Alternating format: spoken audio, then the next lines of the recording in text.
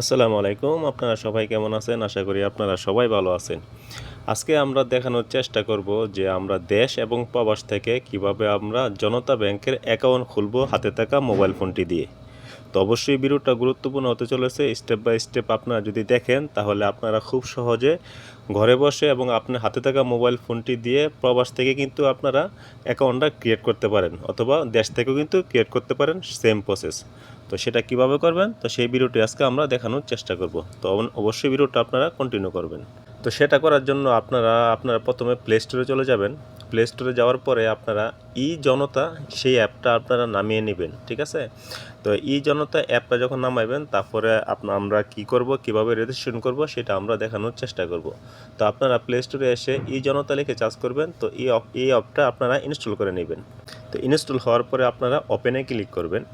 তো ওপেনে ক্লিক করার পরে এরকম একটা ইন্টারফেস শো হবে। এখানে আপনারা অ্যালাউ দিয়ে দিবেন, নোটিফিকেশন অ্যালাউ দিয়ে দিবেন।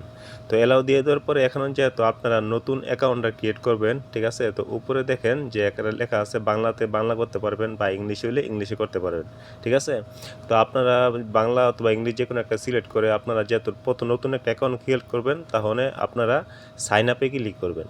তো সাইন আপে ক্লিক করার পরে এখানে দেখেন সম্পূর্ণ বাংলাতে দেওয়া আছে। আপনারা উপরে নাম দিবেন, এর নিচেরটা দিবেন আপনাদের নামের শেষের নামটা, তারপরে আপনারা এখানে আপনাদের মোবাইল নম্বরটা দিবেন, ঠিক আছে? আপনারা যে দেশে থাকেন সেই দেশের মোবাইল নম্বরটা দিবেন, নিচে একটা জিমেল দিবেন, তারপরে একটা স্ট্রং পাসওয়ার্ড দিবেন, এবং হুবহু পাসওয়ার্ডটা নিচেও আপনারা দিবেন, সেমভাবে স্ট্রং একটা পাসওয়ার্ড দিবেন। পাসওয়ার্ডের ভিতরে বড় অক্ষর, ছোটো হাতের অক্ষর, সংখ্যা সব কিছু মিলিয়ে দিবেন। দেওয়ার পরে আর নিচে একটা অপশন আছে যে কন্ডিশনটা আপনারা টিকমার্ক দিয়ে নিবন্ধনে ক্লিক করবেন। তো নিবন্ধনে ক্লিক করার পরে আপনাদের মোবাইলে একটা ওটিপি যাবে, যেই মোবাইল নম্বরটা দিয়েছিলেন সেই মোবাইল নম্বরে একটা ওটিপি যাবে। সেই ওটিপিটা এখানে বসাই দিবেন। তো আমি ওটিপিটা এখানে অ্যালাউ করে দিয়ে দিলাম, যেহেতু সিমটা আমার মোবাইলে আছে। তো অ্যালাউ করে দেওয়ার পরে এখানে দেখেন যে, তো এখানে আপনাদের একটা ইউজার আইডি দিবে, ঠিক আছে? সেই ইউজার আইডিটা আপনারা কপি করে নিয়ে আপনারা লগইনে ক্লিক করবেন। তো লগইনে ক্লিক করার পরে এখানে উপরে দেখেন যে আপনার ইউজার আইডিটা যেটা এইমাত্র দিয়েছেন সেই ইউজার আইডিটা দিবেন, আর নিচে পাসওয়ার্ডটা দিবেন, ঠিক আছে? যেই পাসওয়ার্ডটা প্রথম দিয়েছিলেন সেই পাসওয়ার্ডটা দিয়ে আপনারা লগইনে ক্লিক করবেন। তো লগইনে ক্লিক করার পরে আপনাদের মাঝে এরকম একটা ইন্টারফেস শুরু হবে। এখানে আপনাদের ইমেলটা ভেরিফাই করতে হবে। তো ইমেলটা ভেরিফাই করার জন্য আপনারা যাচাই করুন, এখানেও আপনারা ক্লিক করবেন। তো যাচাই করুন অপশনে আপনারা ক্লিক করবেন। ক্লিক করার পরে আপনাদের ইমেলে একটা ওটিপি যাবে, সেই ওটিপিটা আপনারা এখানে বসাই দিবেন। তো এখানে আমার ইমেলে যে ওটিপি যাবে একটা 6 সংখ্যার, সেই ওটিপিটা আমাদের এখানে বসাই দিতে হবে। তো আমি আমার ইমেলে চলে যাচ্ছি, দেখি আমার ওটিপিটা আসছে কি না। তো ইমেলে যাওয়ার পরে আপনারা দেখবেন যে হ্যাঁ, আমার এখানে ওটিপিটা চলে আসছে, ঠিক আছে? তো আমি এই ওটিপিটা হুবহুব আমি এখানে বসাই দিব। বসাই দেওয়ার পরে আমি এখানে সাবমিটে ক্লিক করব। তো সাবমিটে ক্লিক করার পরে দেখি আমাদের পরবর্তী স্টেপ, হ্যাঁ ঠিক আছে, সফল হয়েছে। এখন ঠিক আছে, আপনারা এখানে ক্লিক করবেন, ঠিক আছে? তার মানে ভেরিফিকেশনটা কমপ্লিট হয়ে গেছে। তো ঠিক আছে অপশনে ক্লিক করার পরে এখানে দুইটা অপশন দেখতে পাবেন, যে একটা যদি আপনার পুরনো যদি কোনো অ্যাকাউন্ট থাকে জনতা ব্যাংকের, সেই অ্যাকাউন্টটা এখানে অ্যাড করতে পারবেন।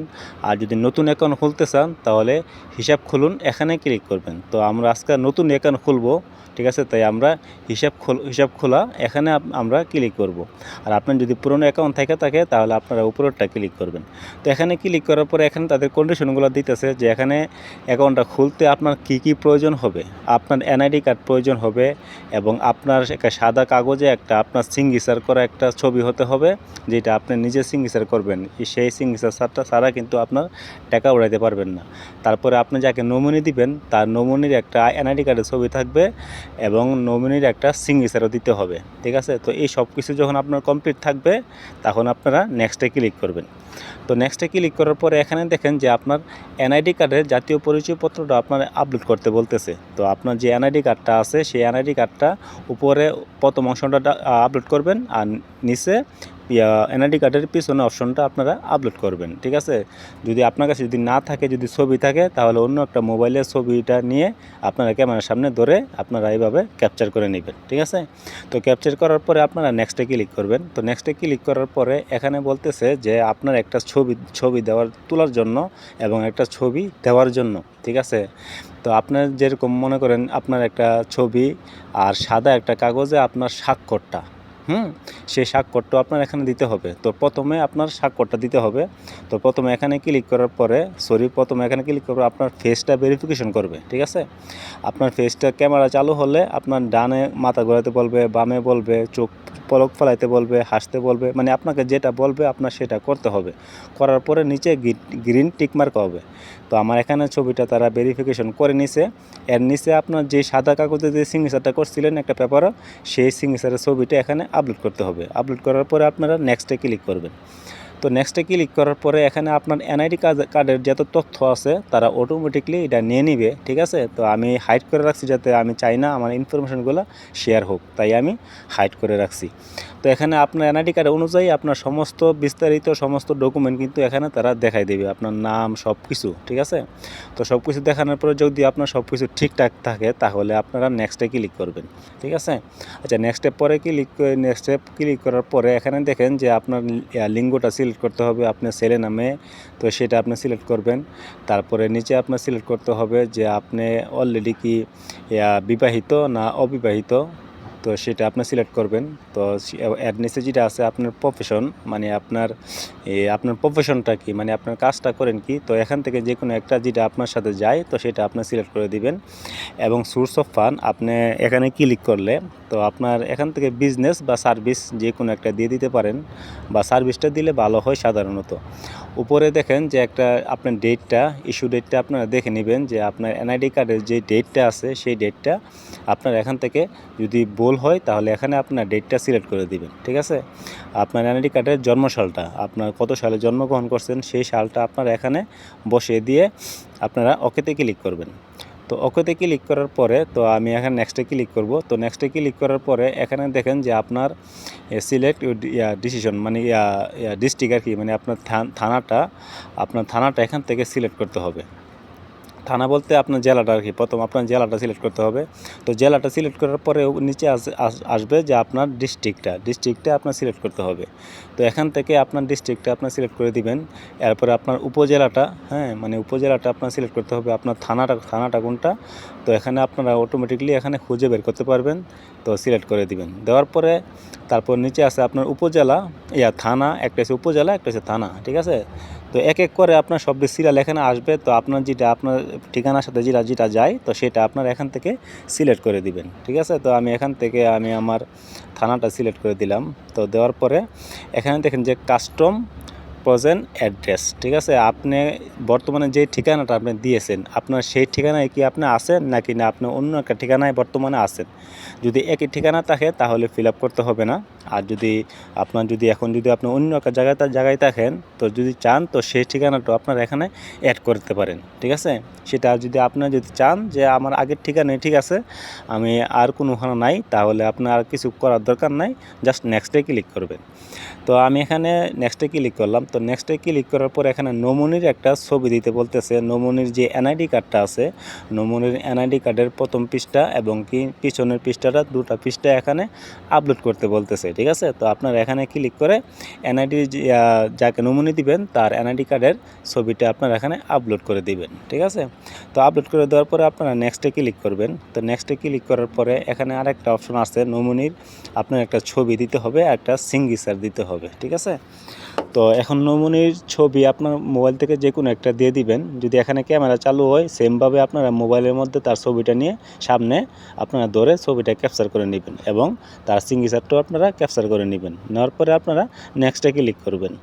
তো নেক্সটে ক্লিক করার পরে এখানে নমুনির এবং আপনার সব কিছু ডিটেলস এখানে দেখাবে, ঠিক আছে?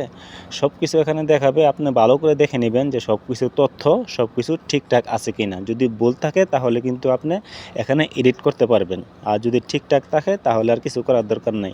তো নমুনিকে কত পার্সেন্ট হিসাবে দিবেন, তো এখানে আপনারা 100-তে 100% দিয়ে দিবেন নিচে, মানে নমুনি আপনার যদি কোনো হয় নমুনি কত পার্সেন্ট এখান থেকে অ্যামাউন্টটা পাবে। এখানে 100% হলে 100%, 50% হলে 50%, আপনার যেটা হয় দিয়ে দিবেন। দিয়ে দেওয়ার পরে আপনারা নেক্সটে ক্লিক করবেন। তো নেক্সটে ক্লিক করার পরে এখানে আপনার ব্রাঞ্চটা আপনার সিলেক্ট করতে হবে, আপনি কোন ব্রাঞ্চের মধ্যে অ্যাকাউন্টটা খুলতে চান। মানে আপনার অবশ্যই আপনার জেলার মধ্যে বা আপনার থানার মধ্যে বা আপনার ইউনিয়নের মধ্যে একটা সেই ব্যাংকের জনতা ব্যাংকের একটা ব্রাঞ্চ তো অবশ্যই আছে, সেই ব্রাঞ্চটা আপনার এখান থেকে সিলেক্ট করতে হবে কোন ব্রাঞ্চটা আপনারা এখান থেকে নিতে চান। তো এখানে আপনারা উপরে ডিস্ট্রিক্টটা দিয়ে তারপরে ব্রাঞ্চটা দিয়ে তারপর নিচে ক্যাটাগরি দিবেন। অ্যাকাউন্ট ক্যাটাগরি এখানে একটাই আছে, হ্যাঁ, সেভিং ডিপোজিট ইন্ডিভিজুয়াল, এটাই থাকবে। আপনারা এটাতেই আপনারা ক্লিক করে দিবেন।